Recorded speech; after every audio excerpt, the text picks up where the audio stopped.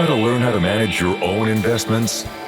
Are you ready to stop paying investment management fees and start building wealth? The DIY Investing Podcast is dedicated to providing you with the knowledge, skills, and resources you need to be a better investor. Learn how to make investments through the use of fundamental analysis, mental models, and business management insights. Now, here's your host, value investing expert, Trey Henninger.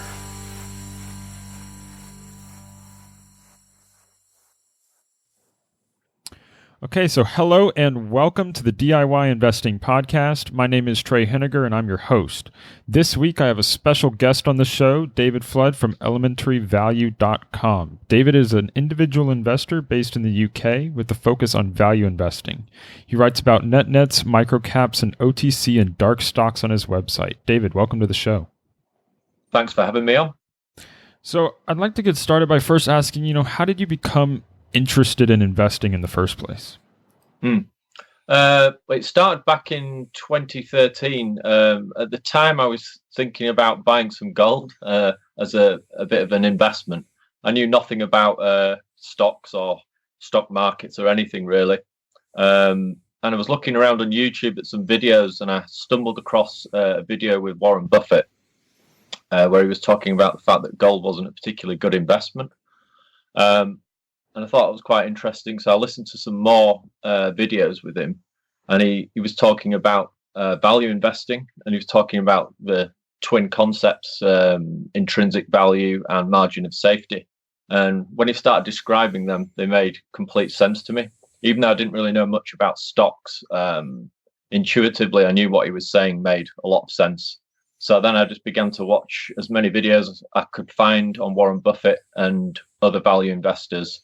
And I started buying a lot of books. I got all the books by Peter Lynch, Joel Greenblatt, all the Warren Buffett books. And then over time, I just spent more and more time studying stock markets and stocks and companies. But at the time, I was still looking at large caps, and I was looking at companies that I thought had moats. I was kind of going down that route of what the modern Warren Buffett looks at.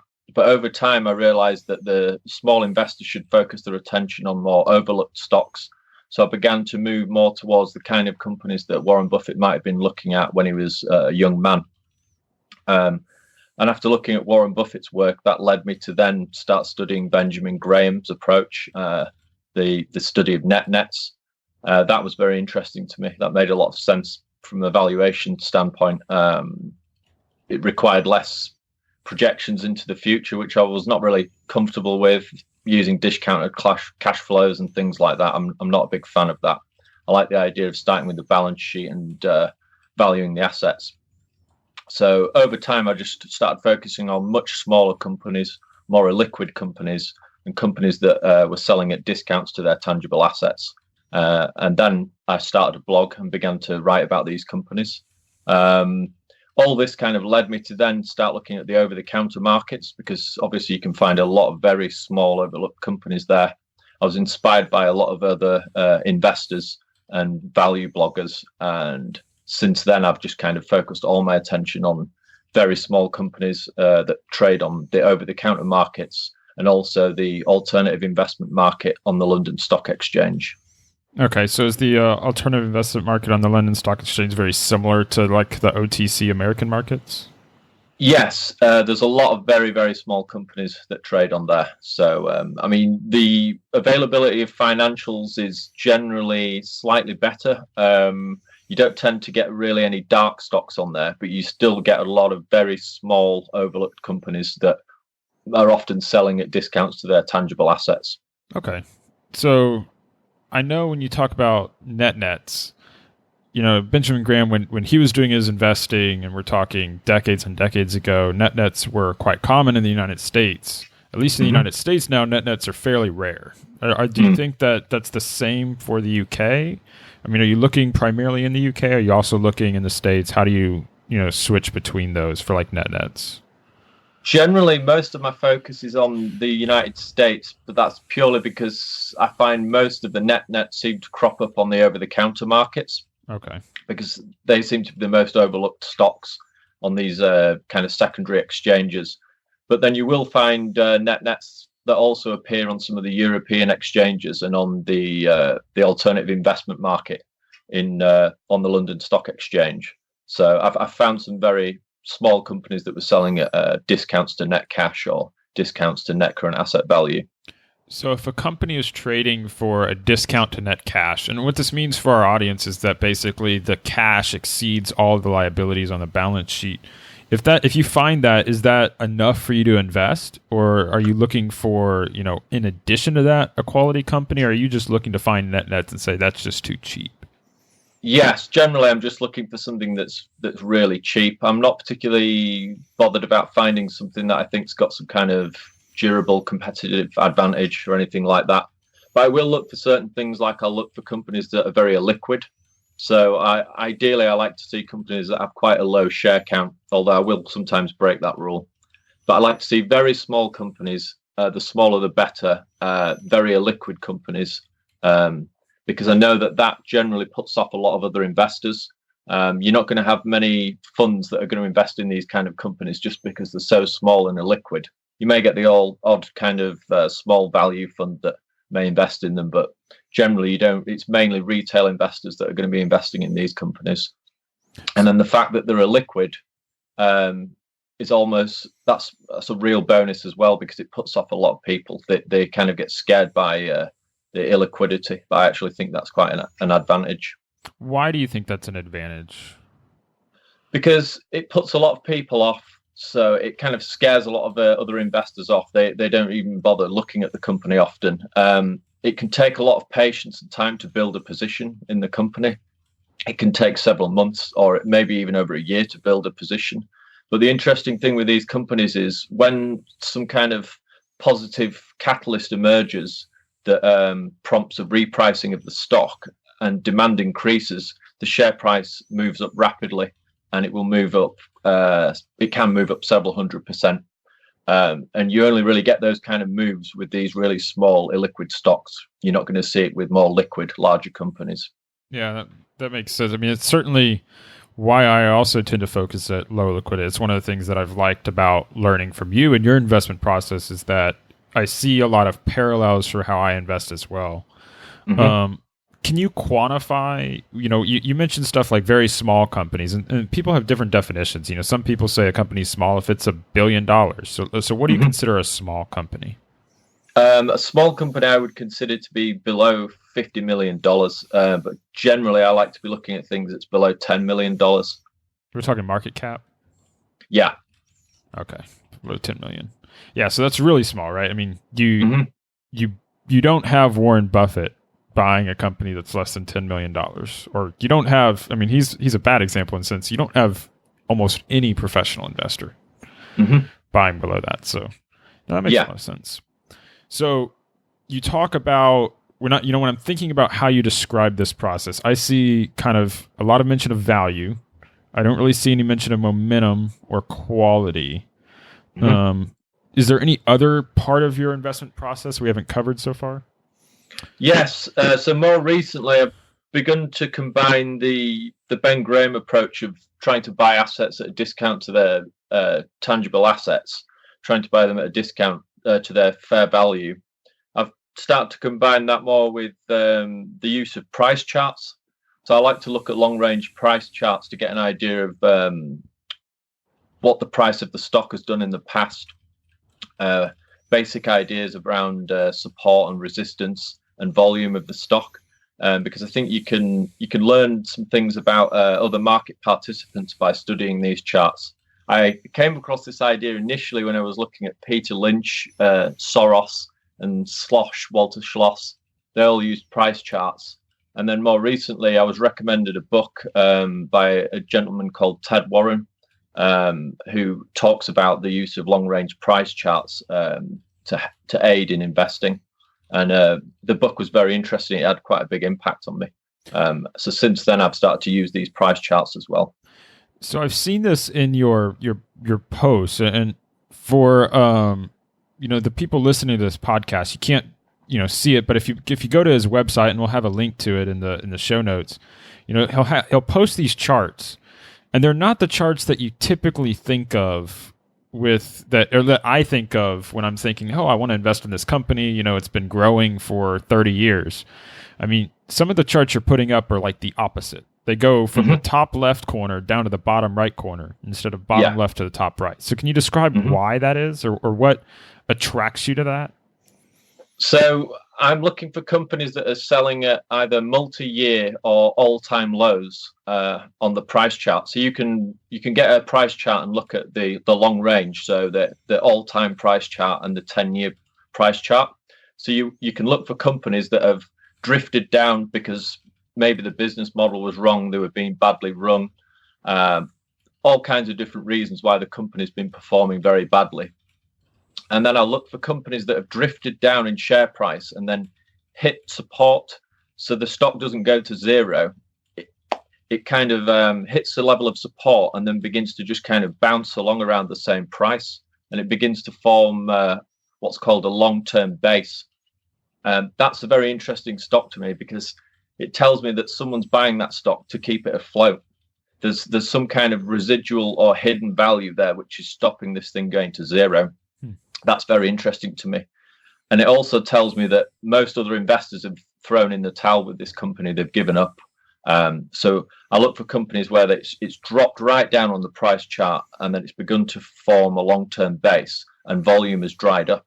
When volume's dried up, that tells me that no one else is really paying much attention to this company. So the only other people that are likely to be buying are probably insiders or some other kind of smart money, maybe speculators. There's going to be a few people that are going to be sniffing around, maybe buying the stock quietly, accumulating a position in it. That's the time that I like to buy these companies. That makes sense. So, I mean, I think this is, like I said, I bring this up because, I don't use technical indicators myself. I don't look at price charts.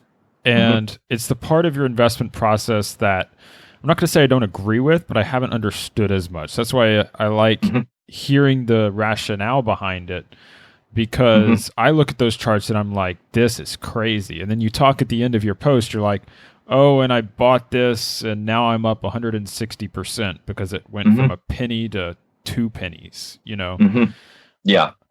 And so, because that's what you're using the chart for, where I think, is it because you see stuff like, oh, it's just at a bottom, or it's at a bottom and then you see these temporary blips up? I mean, are those both part of it, or is it just the fact that it's down at a bottom that matters? So with these very small liquid companies, you will get very strange movements. I guess you'd call them stock spikes, where the stock can run up several 100% and then fall back down. I'm not adverse to selling into those spikes and then buying back in when it drops back down just to make money. That's fine by me. But generally with these companies, I'm looking to buy them when they've been left for dead. They're completely forgotten. Everyone's given up on the company. People think that nothing's going to happen. So I like to find them when they've maybe been on support for a few years. The company's managed to keep going. And the fact that it's got a low share count, which I like to find, that tells me that the company is not being issuing equity just to keep going. It's just managed to kind of rumble along and keep operations going.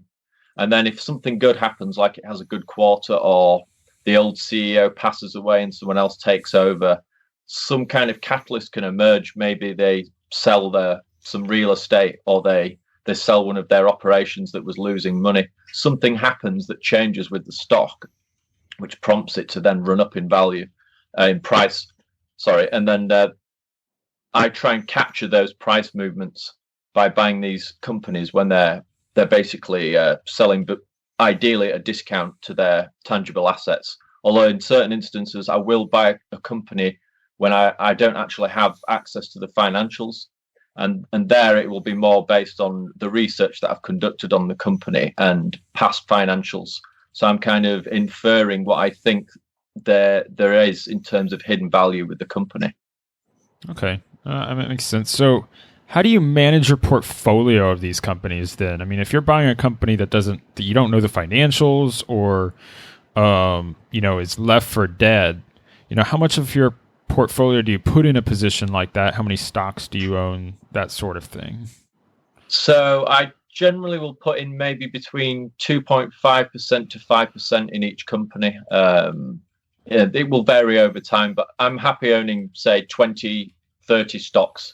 And I wouldn't be adverse to owning more than that, because with these smaller liquid companies, it can be hard to build up the kind of position that you'd like to build just because they're so illiquid.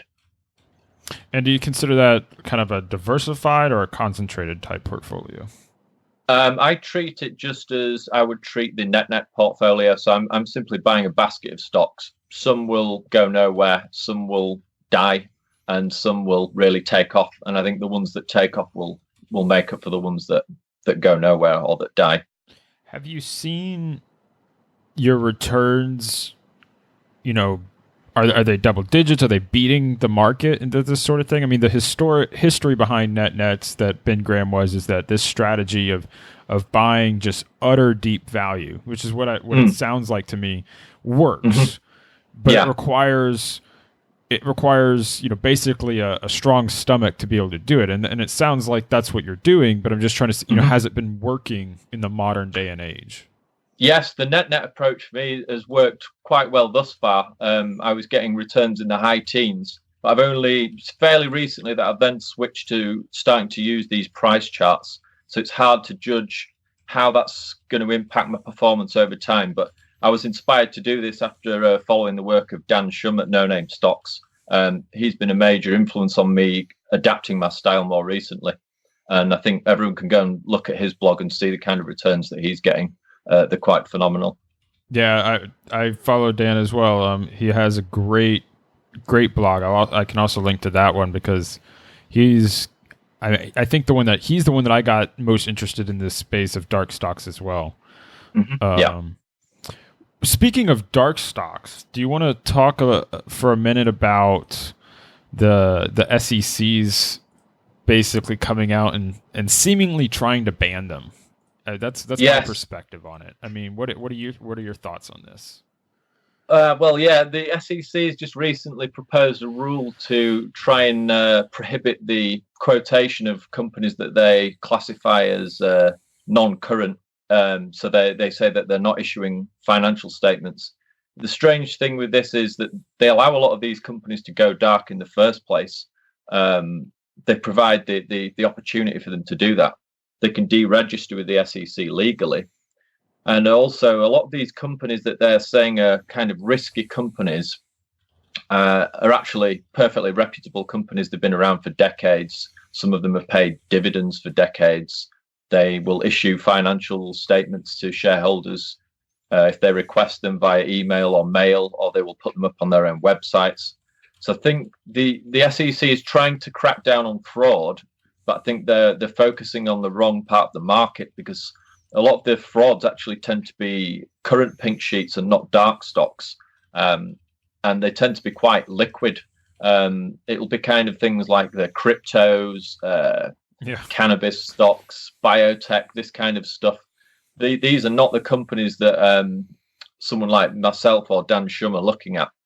So it seems strange. I think the SEC just doesn't really know quite how to deal with it. So they're just proposing this rule. But I'm hoping that they kind of reconsider it now that they've received some feedback from investors. But we'll have to see what happens with that. Yeah. So I'm assuming if this rule does pass, then a lot of these companies will just end up on the grey market, and you'll no longer be able to get any kind of quotation for price.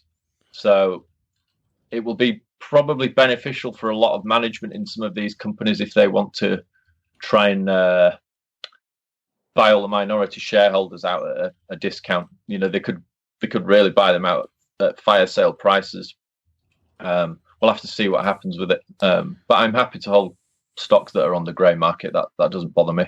So if the rule passes, you're not worried that your portfolio is going to become like a zero? No. Okay. I mean, it's a strange one because it could almost not become zero, but just become invisible, if that makes sense. If there's no quotations, if there's no available prices for any of the stocks, then it's hard to really determine what the value would be of the stocks.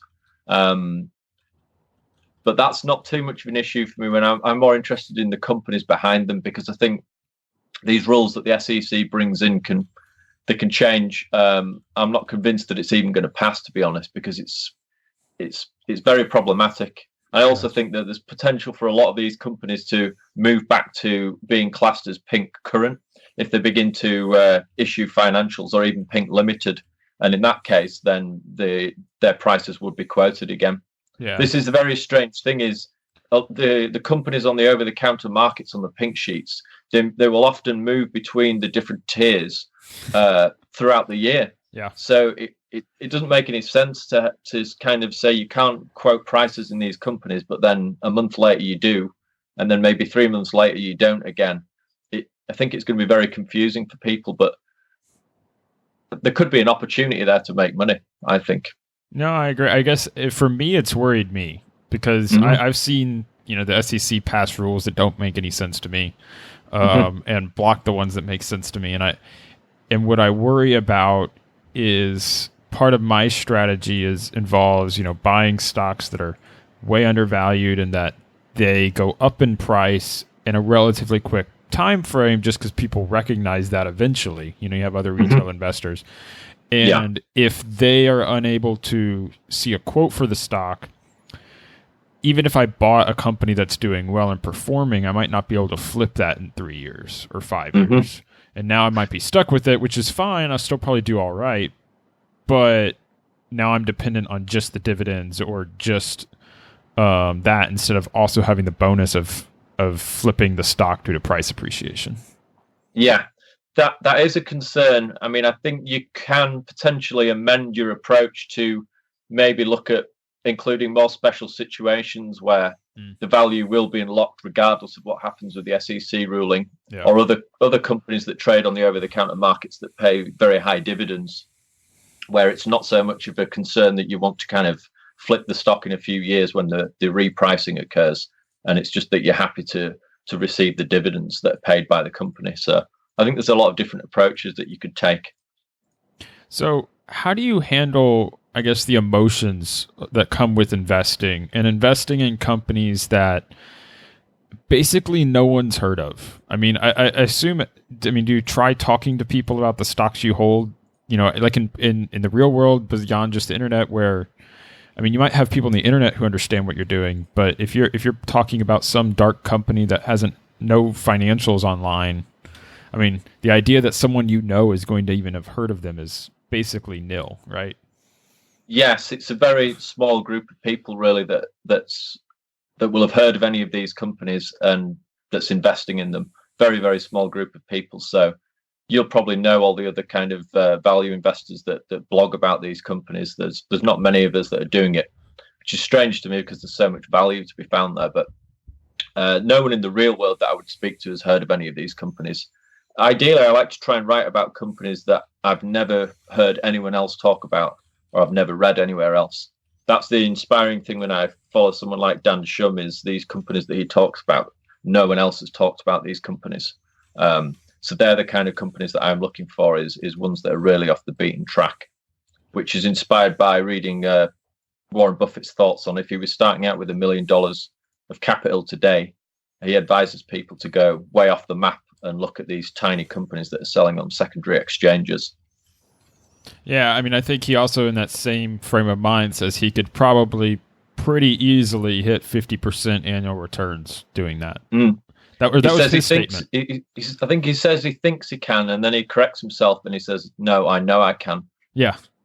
He says, "I think I can make 50%." He's like, "No, I'll definitely make 50%." And he's like, which is to say that, okay, you might not get 50%.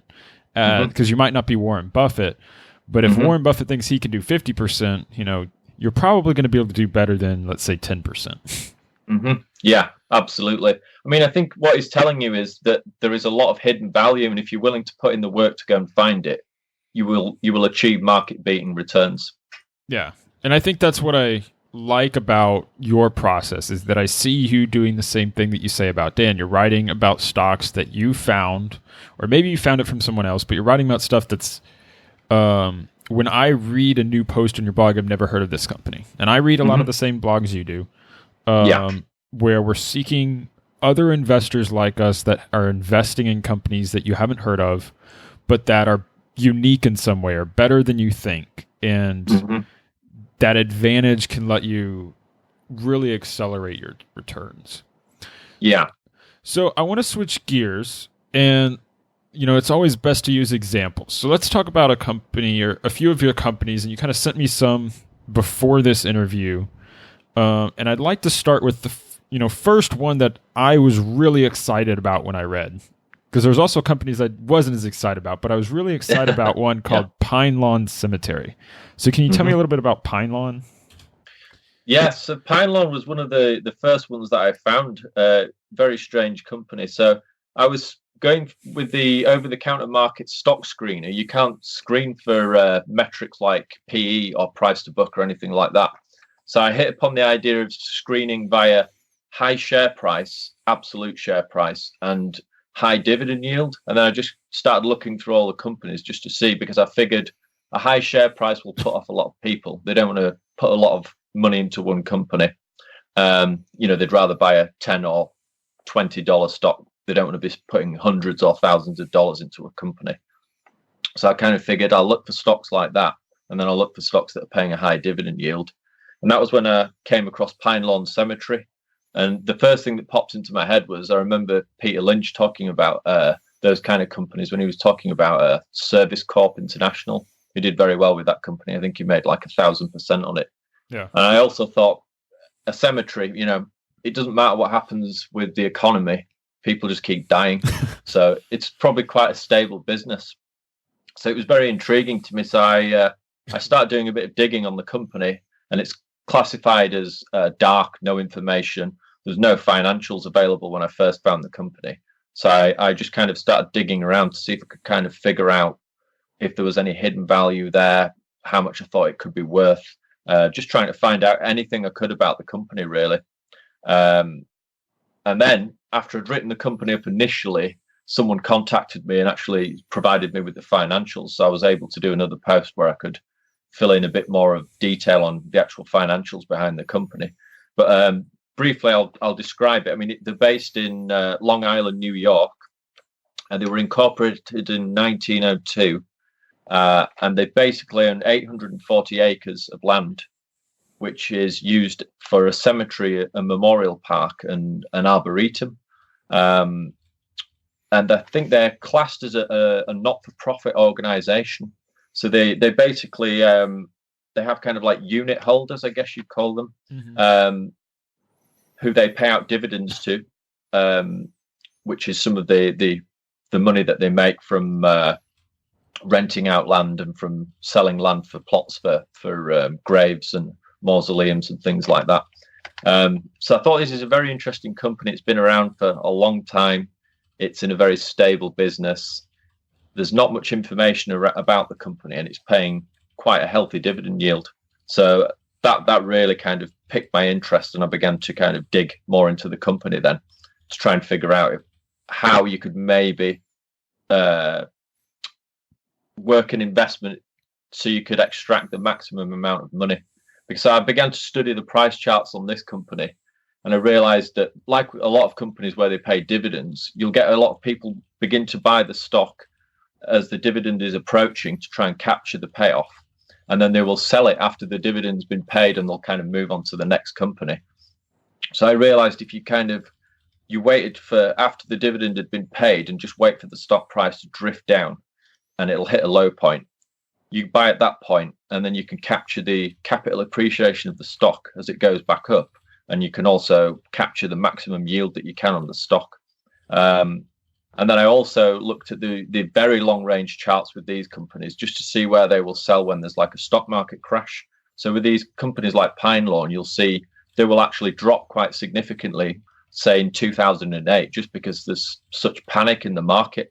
So there's potential to buy these companies and maybe get a dividend yield of 20 or 30%, just because there's such panic in the market that people are thinking irrationally. They're not thinking in a clear manner. So if you are ready to pounce at that time, you can secure a stock that's going to be paying you a really healthy dividend yield. So For clarity purposes, so the stock's currently giving something like a 10% dividend yield. I think it's priced most recently at $275 a share. So that's kind of what you're talking about, like high price. It's not a $10 share or 15 or something like that. Have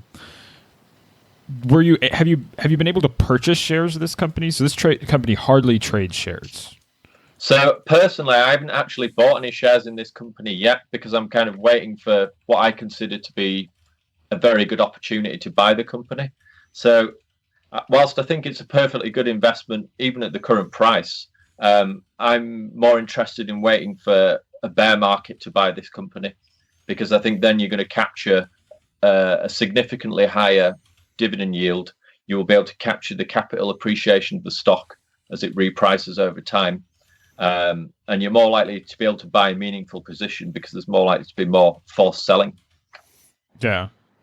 So you said you were able to get the copy of the financials, and I found this. I did a bunch of research on this company trying to find annual reports, and I could not find annual reports. Did you get an annual report or just a tax return or something?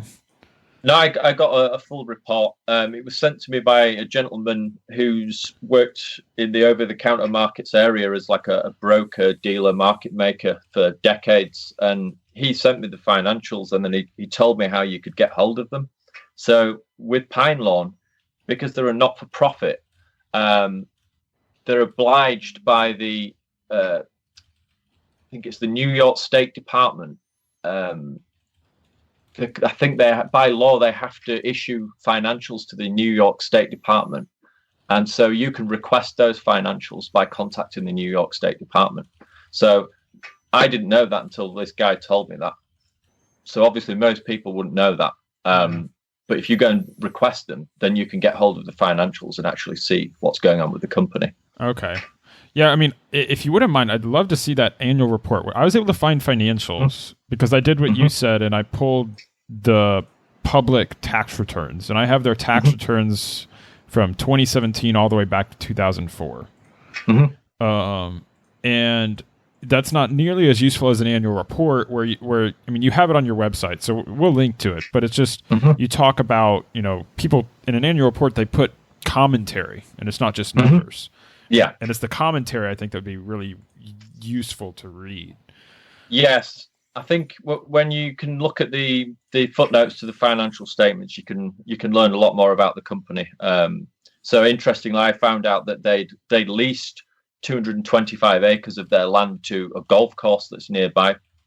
So that suggests that they have a lot of room on their plot of land, for more graves and mausoleums. They're not kind of going to run out of space and therefore stop receiving income.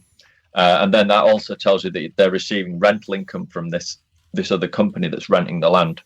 So you can find out very interesting things like that. And then by finding out that kind of information, you can then figure out whether you think this dividend yield is going to be sustainable. Because obviously that's a major concern with these kind of high dividend yield companies is this yield sustainable? Yeah. I mean, I think so. When I had a few questions, and I was wondering if you had any answers to them. When I'm looking at this company, you have, do we have any idea how many graves they're filling a year? And how many years of runway we have? I mean, it's this, the golf course suggests, decades, but were you able to find any evidence of, they're filling, 1,000 or 10,000 graves a year or something like that? So I've not been able to find out how many graves they were adding per year. That's probably something that you could do. It would be probably to figure out what the average amount of graves that are interned at a cemetery. I guess you could probably figure that out. But I was very interested in the fact that they'd essentially leased out nearly a quarter of the land to this golf course. And that suggested to me that they must have ample room left. Otherwise, they would not be leasing out all this land. I was pretty convinced that they've still got plenty of land left. Yeah. I mean, because we talked at the beginning about not doing a lot of DCS, but I think this is the type of company where a DCF is critical. Where, I mean, you don't need to do it itself, but if you say you have 4 years of dividends, well, the stock is way overvalued. But if you say there's 100, 100 years left, well, then you could buy this for the next 70 years, and you're going to do very well. Yeah, absolutely. Yeah. I think I actually found that the lease term was 75 years for this plot of land that they've leased to the golf course. It expires in, I think, 2067. Okay. But they've got a clause built in so it can be terminated after the 50th year, which is 2042. So that tells me that they must have quite a lot of land left if they can afford to lease out around a quarter of their land up until 2042. I think that tells you that the dividend yield is pretty sustainable. Yeah. No, I agree. Have you been able to figure out any sort of what the formula is for the dividend payout? So I found a court case that, they said they were, I guess, sued and had to pay a dividend as some sort of formula based upon their graves or income or something. Have you been able to figure out what that is, or does it matter to your investment thesis? Thus far, I've not been able to figure out how exactly that works, whether it's kind of a percentage of their profits or something like that. Because ideally, I could do with getting more financials going back several years. At this point, I've only got kind of financials for 1 year. Gotcha. So if I could get financials for multiple years, then I could kind of work back through them and then maybe build up some kind of model that will suggest what kind of percentage of their earnings that they're going to be paying out. Yeah. But at this time, I've not been able to do that. Yeah, I can share with you the ones I found, but I was just because I was thinking of doing the same thing, trying to figure that out. Because what I didn't know is you mentioned like leasing out the golf course. It's like, do they have to pay out those lease payments or a percentage of them, or does that not count? That was my big question. Like, when they lease land, do they actually give that to the holders of these units?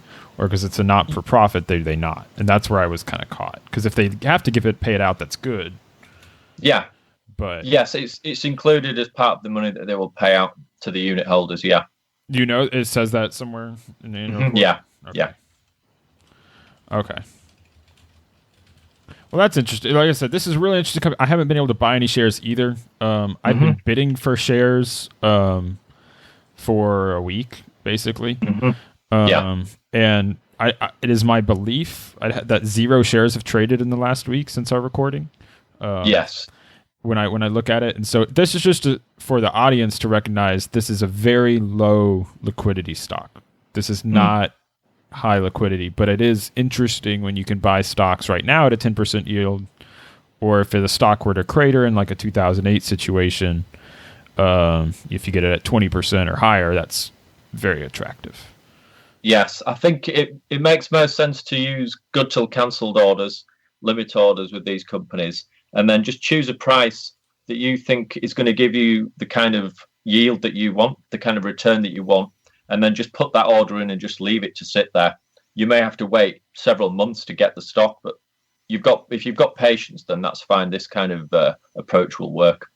Yeah, I mean, if there's something like you said, cemeteries, or this is not a business that gets worse in recessions. Unfortunately, it's also a business that probably gets better in recessions when you study the fact that deaths tend to go up in recessions for whatever reason. I don't know the reasons.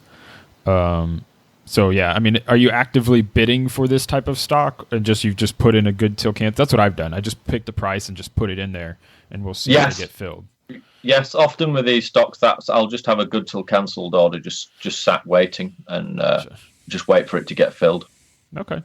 No, this is good conversation. Like I said, this is a very interesting company to me. I dug in and I spent probably too much time trying to research this one, and when I heard about it, because you can't find anything easily, but anytime you can see a 10% plus dividend yield that's sustainable, that's always attractive. Yes. So let's talk about Beaver Coal Company. This is another company you wrote up on your blog. Can you tell me a little bit about Beaver Coal? Yes, this was one that I found shortly after finding Pinelawn when I was looking for companies that were selling, that had very high share prices in an absolute sense, and that had very high dividend yields. So again, I couldn't find any financials for Beaver Coal when I first found the company. There's virtually no information when you look on the over-the-counter markets website. It's classed as dark, no information. But the fact that it had a very high dividend yield interested me.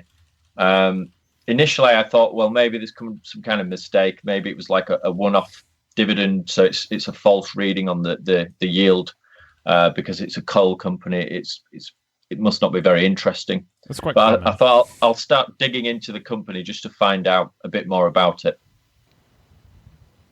So once I began digging into the company, I found the website, and I started reading the website, and it was very interesting. The very interesting backstory, actually, that the company was kind of founded by a gentleman that was commissioned by, I think it was like JP Morgan and some other really wealthy individuals. They commissioned him to go out and kind of buy a parcel of land. So it's based out in, I think it's Raleigh County in West Virginia. Yeah. The company owns, I think, around 50,000 acres of property and land, including coal and gas deposits, timberland. They've got a mobile home park, storage facilities, log cabins, a variety of different things.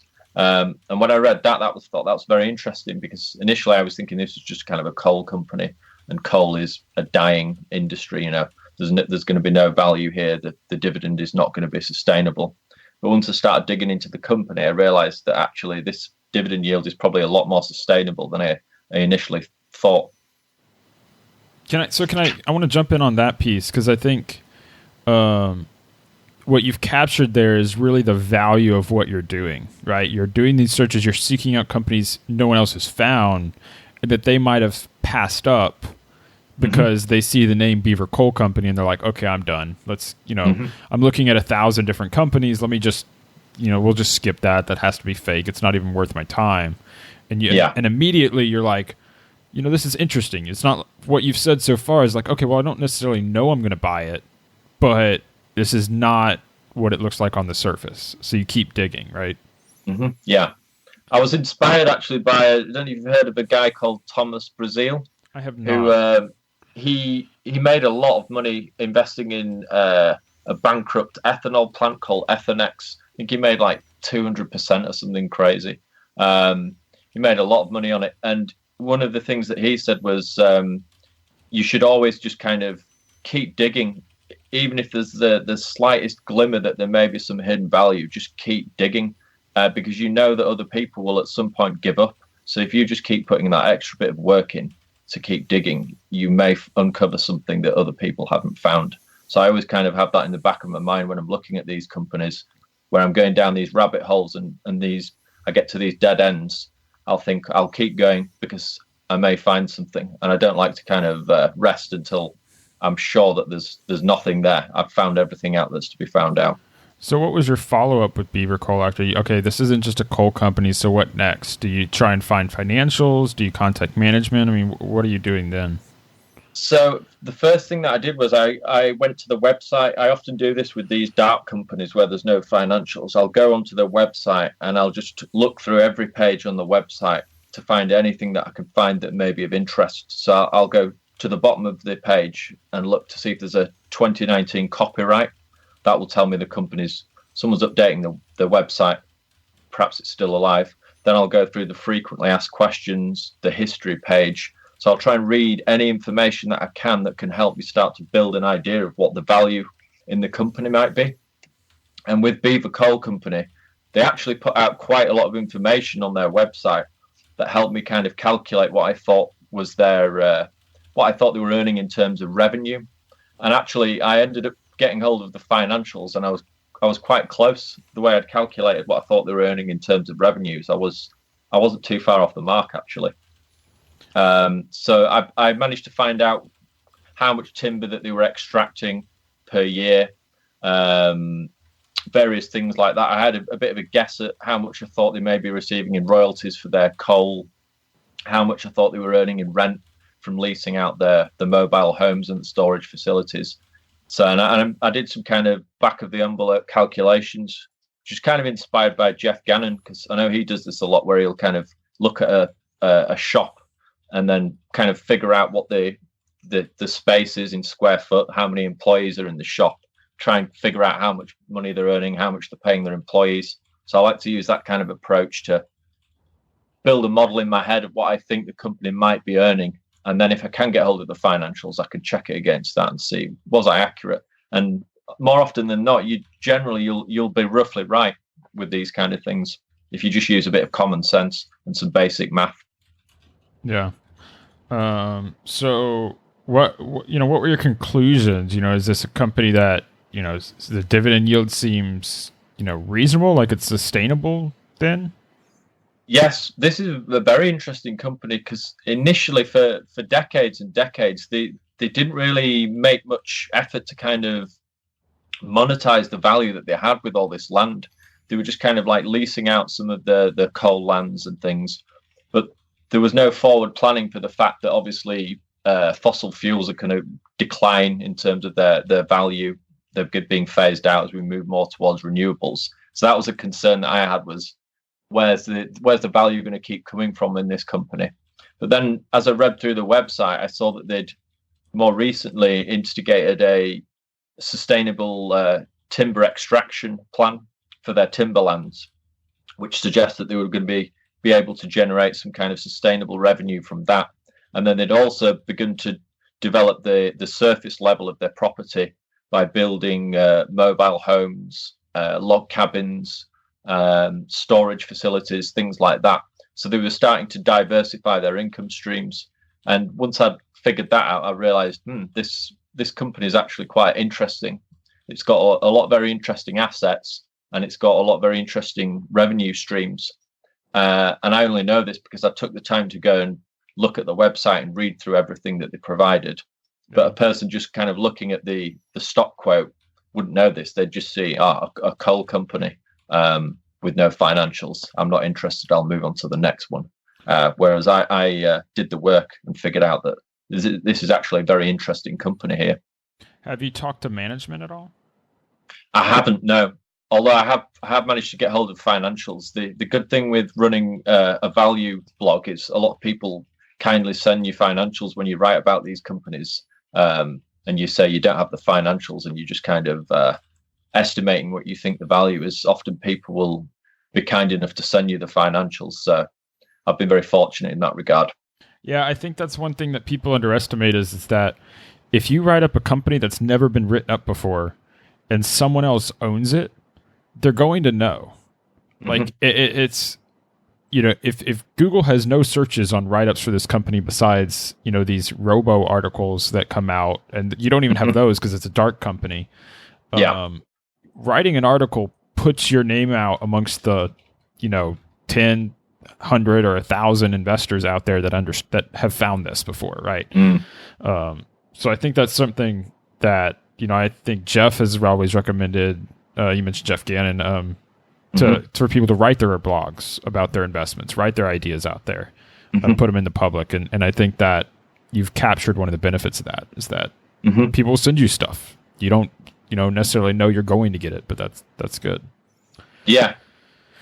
So have you managed to acquire any shares in this company? I mean, it's also pretty low liquidity when I looked at it. Yes.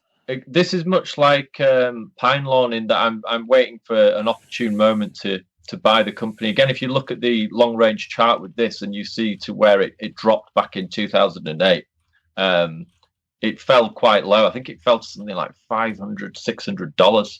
So if you're buying that company at that price, the kind of dividend yield that you're going to get on the company. So I'm inclined to wait with these companies for an opportune moment to buy them, rather than just thinking, oh, that's quite a high dividend yield, I'll just buy a position now. I think it's better to wait and buy at a point of maximum pessimism. So this is, again, one of those areas where I think your strategy and mine has differed, because I think when I look at something like this, I'm more worried about, let's just call it the fear of missing out, for lack of a better term. I don't think it's a true fear of missing out, because it's not like I'm bidding up a stock, but it's like, okay, I think that'll get me the return I want, so I'm going to bid for it if I like it. So I guess, do you have the confidence that you have plenty of other ideas so you don't need to buy in, or what's the driver for that? Like, do not worry about the opportunity cost because of other reasons. Can you just kind of go into that a little bit more? Yeah, so I have more ideas than capital at this point. Looking at the over-the-counter markets, there's so many interesting companies and so many bizarre mispricings that I'm happy to wait on these companies. I'll just kind of build up a database of them all and just wait for the market to provide me with a suitable entry point for them. Okay. I mean, the strange thing with these companies is I wrote up Beaver Coal Company, and I think that at that point the dividend yield was 19%. And then after I'd written the company up on my blog, the dividend yield went up to 23%. Went down. Its price went down. Yeah, its price went down, and so you could buy it for a 23% dividend yield, which is just amazing. But I'm happy to wait with these companies so I can buy them at an even cheaper price. There's so many to choose from that I don't think you need to kind of rush into building a position in them. So I think this is an important point to drive home, though, because I tend to agree there's a lot of companies out there that are attractive if you're just willing to look in areas that no one else is looking, or that very few people are looking. Because I used to, very recently in the last couple of years, buy a lot of large cap companies, and I would settle for a return that didn't really hit my discount rate because, man, the market's overvalued and I can't, I'm worried about finding investments. I have a lot of cash and I had more money than ideas. But what you just captured is like, well, the reason, the market's only gone up in price in that sense, but there's still plenty of companies that are value out there if you just look in the right place. Is that kind of what you're saying? Yeah, I think, there's been a lot of people kind of that have said in recent times that value investing is dead. I don't think it ever really dies, value investing, because the beauty of it is that sometimes it doesn't work. If it worked all the time, then maybe it would no longer work. But I think it's more a case that value kind of sometimes hides. So you have to go and look in certain pockets of the market to try and find this kind of hidden value. But when you're a small investor dealing with a relatively small amount of capital, the universe of stocks that you can look at is just huge. And you can look at all kinds of strange esoteric investments. So I'll often look at things like net operating loss stubs, liquidations, all kinds of strange things that larger, investment funds are just not going to be able to look at these companies because they're prohibited by their corporate charter from investing in companies that are not trading on the major exchanges or they're below a certain market cap. So if you're willing to put in the work, you can find all kinds of really unusual investment propositions. It just requires you to put in the effort. Yeah, no, I think that's key. So I just wanted to capture that because I think it's certainly what I've seen. The more and more, and I've had to sell companies I bought that weren't overvalued, but because the ideas I was finding in the microcap space were just way better. And so I think it's you're not buying a 20% dividend yield company in the S&P 500. And if you are, that dividend is probably gone within a year. Yeah, absolutely. So I just thought it was an interesting point. So those were the two when I was looking at, you sent me 5 stocks, and those two I was like, these are really interesting to me. And then there were a few that I was less interested in, or I think I was less interested because of timing. And I think one of those was network technologies. But I think it captures really well the strategy you've been talking about. And so I was wondering if you could talk a little bit about network. Yeah, so Network One Technologies is quite an interesting company. I'd found it written up, I think, on Seeking Alpha. A few of the value guys had written the company up. But it was interesting to me for a number of reasons. One, the fact that the balance sheet was pretty much entirely cash. There's very little else on the balance sheet other than just cash, essentially, and some investments. So that was very interesting. And then the fact that it was selling at around book value. So I thought, well, that offers a kind of a fairly good floor on the share price as of now, assuming they don't burn all the cash. But then the really interesting thing was the fact that the company's kind of embroiled in a legal battle at the minute. So Network One Technologies, they essentially hold a bunch of patents for various technologies, software patents and things like that. And at the minute, there's a number of companies, I think it's like Dell, Juniper, I think it's Juniper Networks or Jupiter Networks. A bunch of different companies are kind of withholding royalty payments to Network One Technologies because they're saying that they don't owe these payments because there's no infringement upon the patents of Network One Technologies. Now, I did a bit of digging and found out that the company's been quite successful in enforcing its patents in the past, and it's won a lot of battles. And if it wins its most recent ongoing court battle, then it's liable to receive a large sum of money in back payments. So I thought this is a very interesting company. It's selling around book value. Its entire book is essentially just cash. And it stands to get a big payoff if it manages to win its most recent court case, which is ongoing as we speak. So I thought this is an interesting play because it's not really correlated with the wider market. This thing will go up if they get the payout, regardless of whether we're in a bear market or a bull market. So I thought that's quite an interesting opportunity. It's almost like an in-the-money option. Yeah, so it has a catalyst with a bunch of cash. So you have relatively no downside from the cash. Yeah. Just there's going to be, I presume there's some small burn rate, or are they not burning cash? Yeah, but they very little though, because they only have like a handful of employees. Okay. It's crazy. I think I looked it up and it's literally, I think, less than like 10 employees. They've like literally just got a handful of people that work at this company. And the money that they end up spending, the majority of it is actually on enforcing the patents. Okay. So it will be in legal battles. But I kind of figured, given that they've been successful in the past with enforcing these patents, and the fact that they're selling it around book, and most of that is just cash. Well, virtually all of it is cash. It's an interesting proposition. And the other interesting thing is the fact that the case that they're fighting at the minute is involved in a suite of patents that they own, but they also own other patents, and they're also adding patents all the time. So there's potential for them to start generating revenue from other patents that they own. So it's not kind of they lose this battle and the company's over. This is just an interesting payout. I guess it'd be like the Monish Pabrai tails. I don't lose too much, heads I win a lot. You know, that kind of that kind of play. Really, the downside's limited and the upside is quite high. So I mean, I think you wrote about it when I was reading that their patent expires in 2020 or something. Yes, if some of the patents expire around 2020ish, but then some of the others there's a longer runway.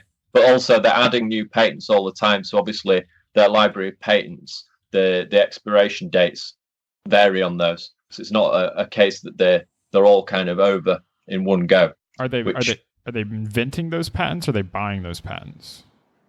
From what I've gathered, they're just buying them. They just buy the patents and then monetize them. And monetizing them. Okay. Now, obviously, the patents have a shelf life, so it's not the greatest intangible asset. It's not like brand name or something like that, which is probably far more durable. We know Warren Buffett favors that brand names. That's probably his most favorite kind of intangible asset. But I thought with something like Network One Technologies, the fact that the downside's quite limited, they've got all that cash on the balance sheet. They're selling around book. So I can't see things getting a lot worse for the company. And then there's potential that if they get this big payoff and they get the royalties paid back, then there could be some big move up in the share price. Gotcha. So do you have any idea? It's really two questions. One, kind of like the magnitude of what the payoff would be compared to their current book. Like, is it 20% of book value, or is it like 200% of current book value? And then like what the timeline is that this could be resolved in. I mean, I know lawsuits are very unpredictable, but I'm just trying to get some idea of, like, is that something that was important to you, or is it just the idea that this payoff will occur? Like, did you need a certain magnitude to make this a justifiable bet? No, not really. It was more, I was focusing on the downside, the fact that it was selling at book and the balance sheet was essentially just cash. And then there's the opportunity for this payoff should it come. And if it doesn't, it's not the end of the world. That was enough for me to make the investment. In terms of the timeline for the litigation to play out, I'm expecting it could go on for another year or two. In terms of the actual amount that they're going to get paid back, it's still hard to know. I mean, with these things, you kind of need to wait and see what's going to be written up with the court dockets for the companies to see how they're awarded, whether they'll be reimbursed all the money and whether they'd be reimbursed it from all the companies involved, because there's a number of different companies that are involved in the litigation that they're claiming unpaid royalties from.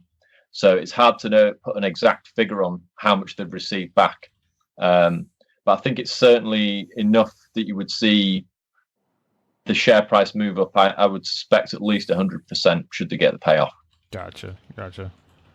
So it's really just the idea that you have a non-correlated asset with little downside and a potential double in, I'm going to say 3 to 5 years, because you said, okay, litigation maybe 2, maybe you've owned it for 1. I don't know how, if you own it or if you have, but it's the sort of thing where, okay, that's, if it does sell, that's a 25% annual return. Yeah, that's pretty good. And if it doesn't, then it just sat there for a few years, right? Yeah. I mean, they also pay a dividend yield as well, so you can factor that in as well. Yeah.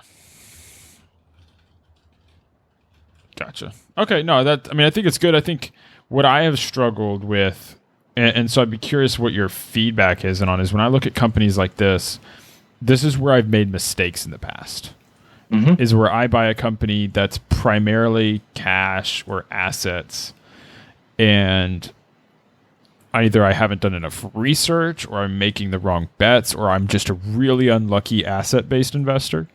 But I've switched more over time to focusing on earnings, because at least for me, the downside is, well, the earnings are still coming in and they're paying out. And so if I make a mistake, well, at least I'm still getting paid out, and it's not, well, okay, the assets weren't worth what I thought, or they didn't go, that's kind of what I've struggled with when I look at investments like this. I don't know if you've had those similar feelings or not, or how you get through them.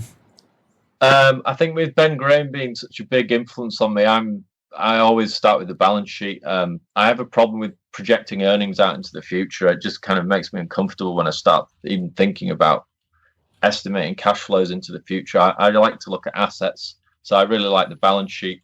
But also, being a fan of the net approach, I always think of all these stocks as just part of the basket, really.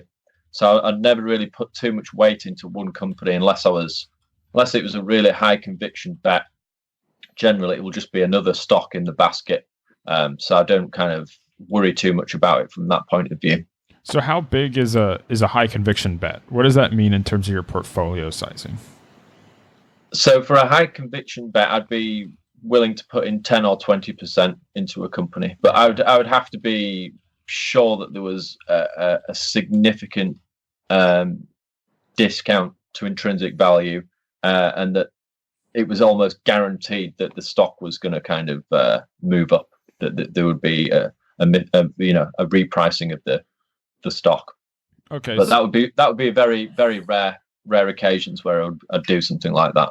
Gotcha. So would that be something like a Pinelawn at yielding 30% or something? Is that the sort of thing that you're looking at?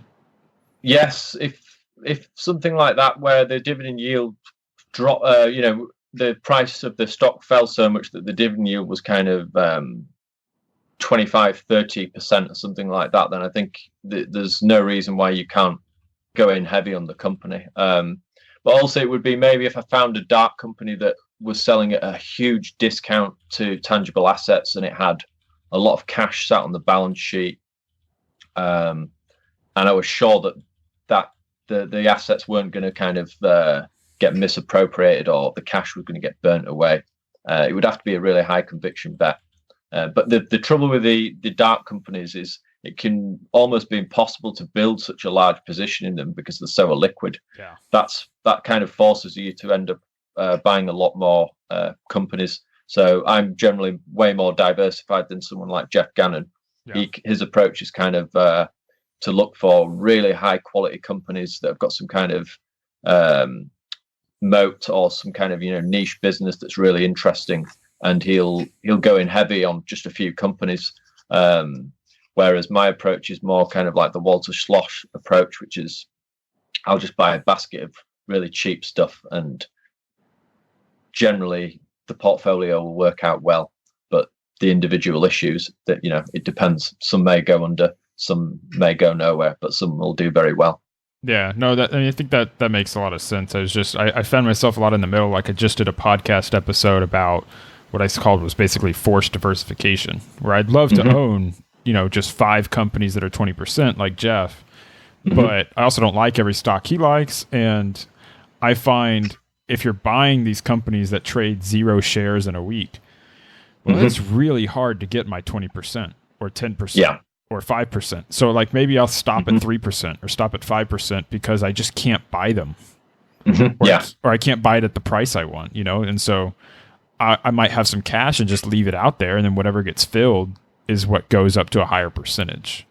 I think with these kind of companies that I look at, the dark companies that are very small, you never know what's going to happen with them. Some of these companies have kind of been left for dead and nothing happens for years. And then suddenly one day the old CEO dies or someone new takes over, something happens, and then suddenly the value is unlocked.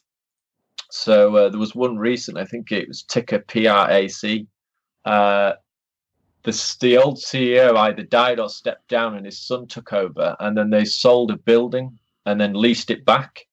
And then he basically paid out a special dividend that was kind of like, it was insane. I think it might have even been more than the actual share price, or like 2 times the share price. It was something crazy like that.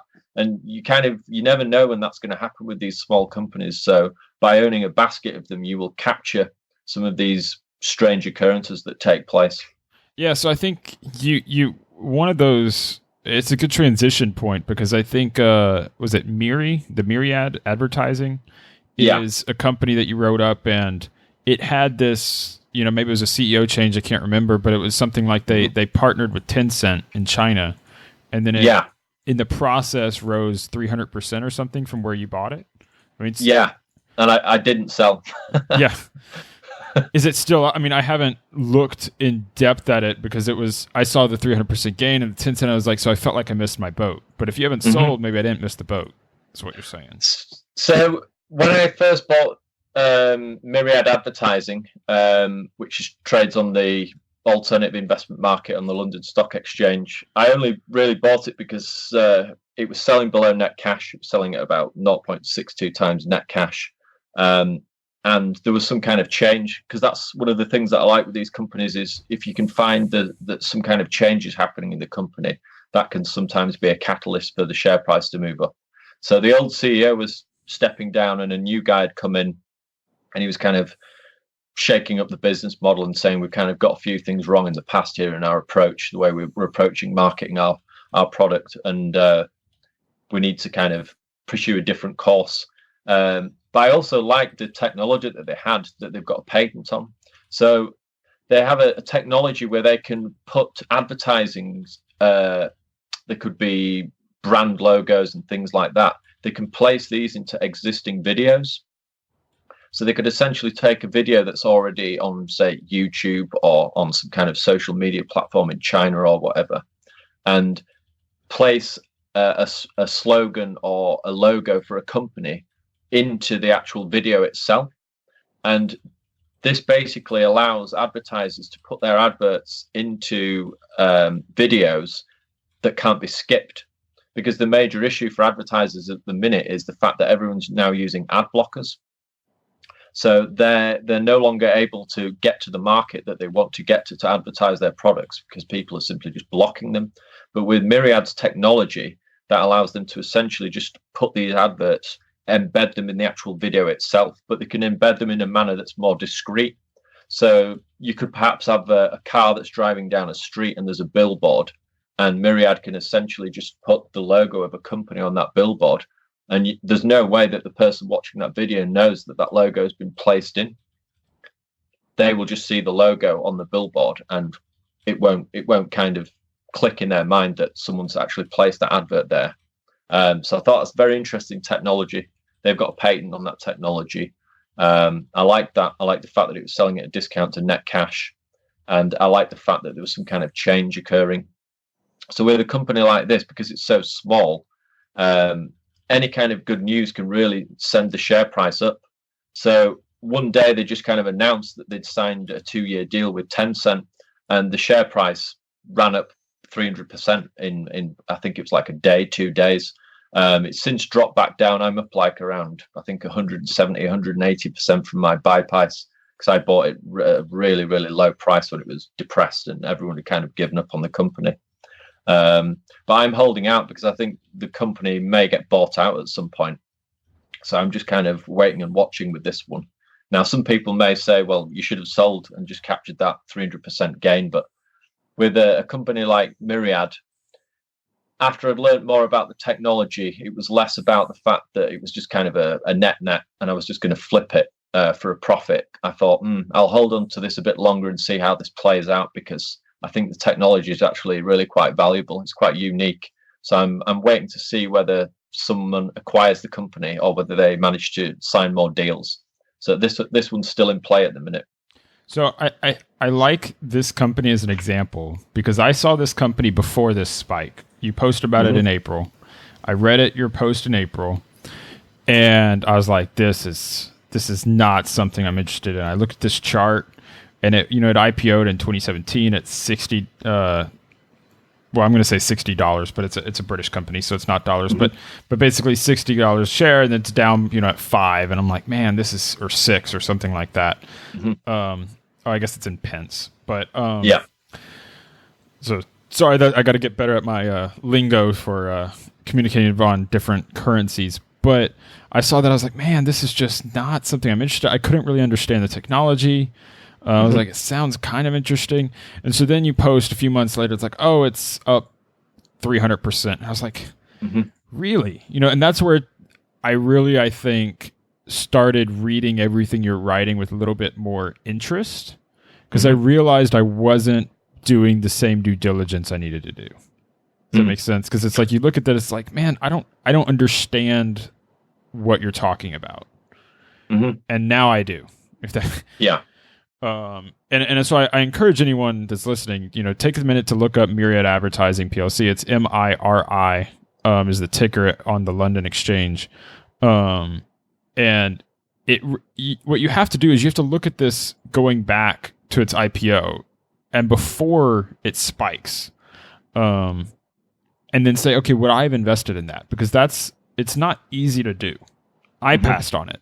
So, so I'm not claiming to be an expert at it, but I think it's just really interesting about kind of showing what you're looking for and really capturing your process. It's like, okay, this company just needs a spark, and you got the spark, and then you get a very solid return. Because you've held it for less than a year, right? Yeah, with companies like this, I'm always kind of looking for ideally a discount to tangible assets. So if I can find something that's selling below net cash, I'm interested. I'll then look back and see, is this cash getting burnt away? What's the burn rate? How much time do I think the company's got for something good to happen? And then I'll also look at the chart. And I love looking at these charts because I know that other investors will be looking at these charts and they'll be horrified. It'll make them sick to the stomach when they look at them. And they're the kind of charts that interest me, because I know that everyone's giving up on the company. So I like to see a company that everyone's they hate the company, or they've forgotten about it. They've left it for dead. No one wants to go near it. That's when I'm really interested. I think I like to try and find the point of maximum pessimism where the market has completely given up on a company. And that's when I like to buy, because from that point, it can only go two ways, really. It can go to zero, or something good can happen, and then the stock price can explode. That only really happens with these tiny little companies. You're never going to see that with a larger company, or very, very rarely will you see it with a large company. Well, I mean, I think that's the key, though. I mean, because you've held it less than a year, right? Yeah. 6 months, something like that. Yes, probably 6 to 9 months, something like that. And you're up 180%. So I mean, you're talking annualized returns above 200%. Yeah. Now, of course, you're buying a basket, so it's not your whole portfolio. But yeah, I mean, you just described it very perfectly. It's like, I want to buy the stuff that's hated. I mean, I read this, I was like, man, they've got $20 million in cash. That's nice, but then they're burning $7 million, every 6 months. Yeah. It's like, so they're gone in 18 months. Was how I read it. Yeah. And then it's, of course, 3 months later, they sign with one of, if not the largest companies relevant to their industry in the world.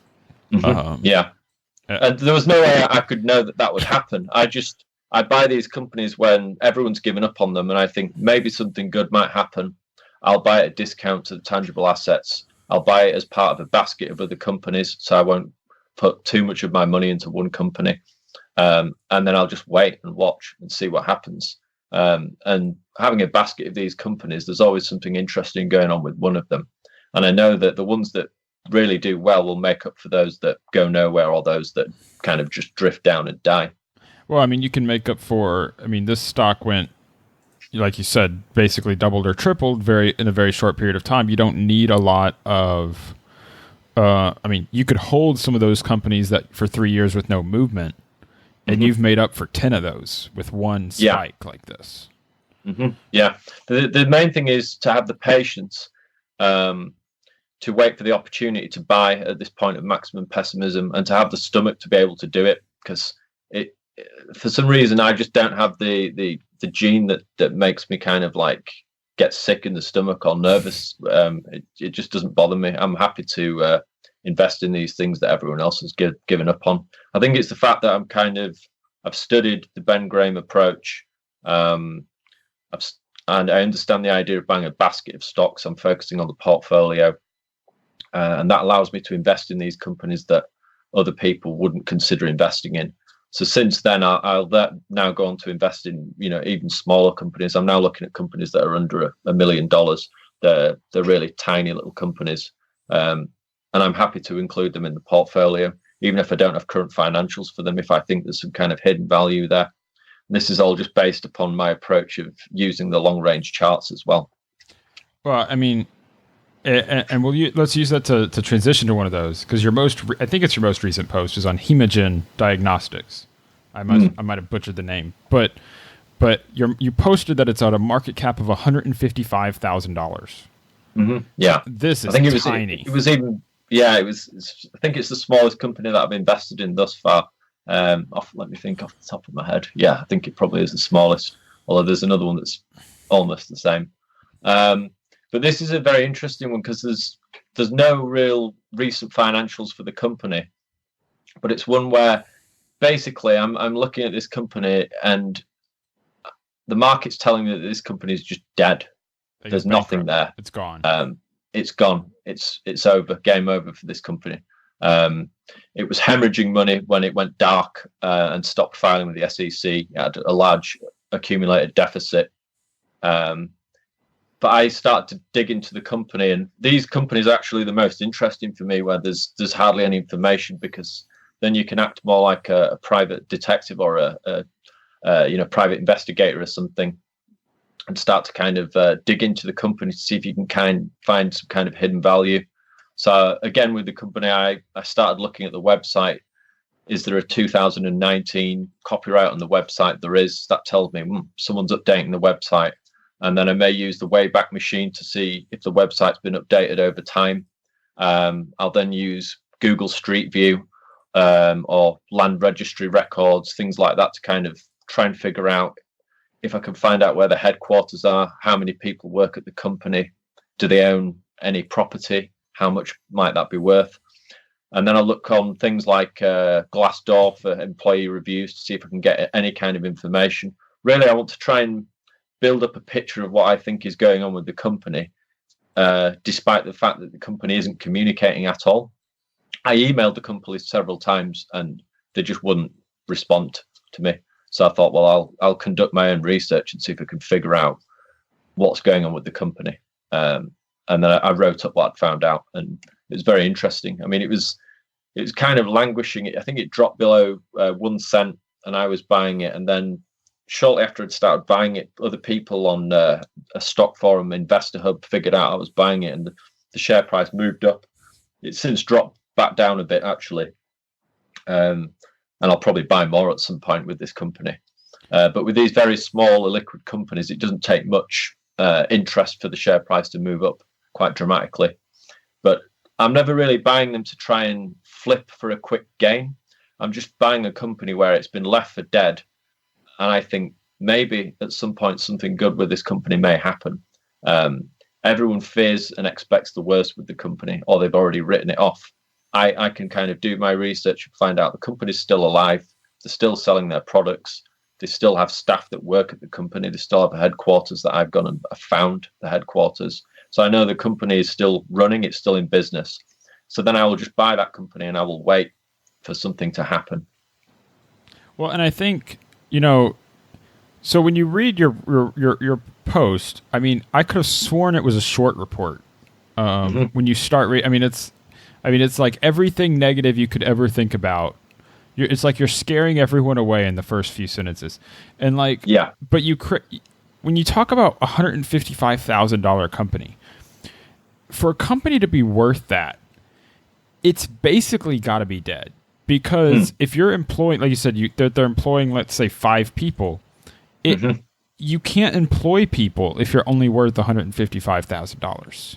You have no income. Yeah. I mean, it's just any company that's running at all is probably worth more than that, or it's got to be going bankrupt. Yeah. But if it doesn't go bankrupt, it has to be worth more. And you said, okay, well, it's worth at least $500,000. And that could be low, because you don't have financials, right? Yeah. So what I want to understand is when you own a company like this, you're buying it, it's completely no communication, completely dark, and you look at this chart and it's horrendous, but you see these spikes.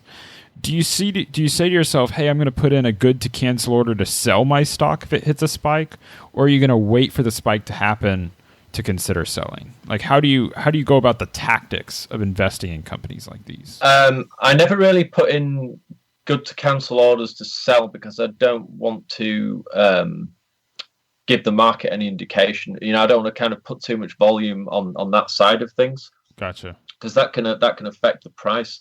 So I'd rather wait for the stock to spike up and then just sell it when it happens. So having these really small companies, it's so crazy, like day to day, the things that happen with them, where you can have a stock that just like jumps up 100% for no reason, that you just tend to check your portfolio all the time. So I always check at the open of the markets, and then I'll maybe check a couple of times a day, which is probably like crazy for a lot of value investors.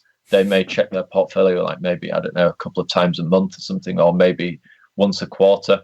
You're being very generous about value investors. I mean, my theory is that anyone who tells you that is lying, or they're really, I mean, I believe Jeff Gannon talking about it does once a week or something. But I mean, if very few people, I would assume, are doing better than once a week. Yeah. But with these tiny companies that are trading on the over-the-counter markets, it's so volatile a market. And there's so many just strange things happening with them. So you will get these bizarre stock spikes where there's been no kind of filing by the company. They're not reporting anything. There's no news. And for some reason, volume spikes. The share price runs up 100%, 200%, 300%, and then it may just fall back down. So I'm not averse to capturing those kind of stock spikes. I'll happily sell into them and then buy. If there's no news, I mean, that tells me there's just kind of some erratic trading going on. So I'll be able to buy back into this company when the share price buys back down. But if I see the share price begin to rise gradually on low volume, that tells me that actually something's happening in the background. There's some kind of change going on with the company. When it's a quick spike, generally it's nothing. But when you get a slow build, often you'll then get some kind of news reported that something good's happened with the company. I suspect that's probably accumulation by insiders or other smart money investors that have kind of got their ear to the ground that know that something's going on with the company. So I like to infer certain things about other market participants by looking at these price charts. I'm only looking at basic things like basic price movement, the volume, support and resistance. I'm not looking for like kind of fancy patterns or golden crosses and all these kind of like things. Some people do all that kind of really in-depth technical stuff, but that doesn't really interest me. I'm just more interested in the basic stuff that I learned from this book that I read by Ted Warren. So, but you're not trying to predict the future then, you're just trying to understand the past. Yes, it's more understand the past and trying to get in the mind of the other market participants. So going back to the problem I always had when I was just basing it on the numbers was a value investor can buy a company that looks cheap on the numbers, and then that company's share price gets cut in half, and they think, oh, I need to go up 100% now just to get back to where I was. And they're confused. I bought this company and it looked cheap, but it's gone down. Whereas if they'd have looked at the price charts, they would have seen that this company's going down. The volume's quite high. There's a lot of pessimism towards the company. It's drifting down. Whereas if you wait for a company to drift down and for the volume to subside, the volume dries up completely, and then the stock hits a point of support and begins to just kind of bounce along on that point of support. That tells you that kind of all the investors that were concerned about the company or were worried or wanted out, they've sold the company and it's now hit this point of support. And there's other people are accumulating, well, this company's kind of down there in the darkness being ignored.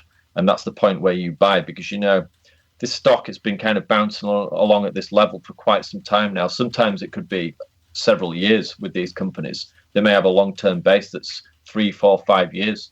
That's a perfect time to be buying, because the stocks, there's only two things that are going to happen with that company then. It's either going to go to zero or something good's going to happen and it's going to come back to life.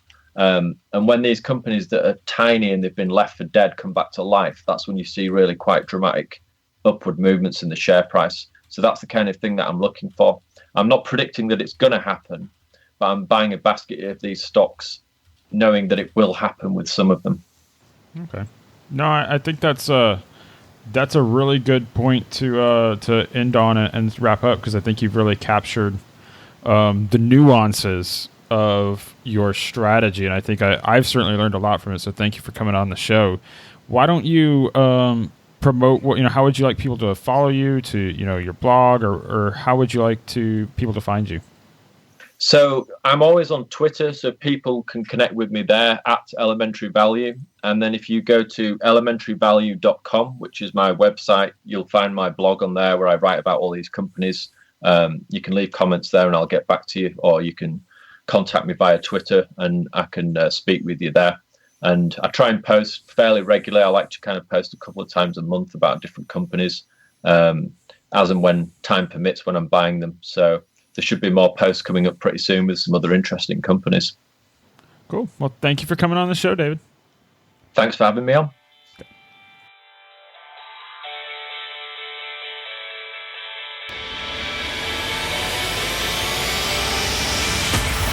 Thank you for listening to the DIY Investing Podcast. Please visit our website and subscribe to our email list at DIYinvesting.org for guides, videos, and resources to help make you a better investor.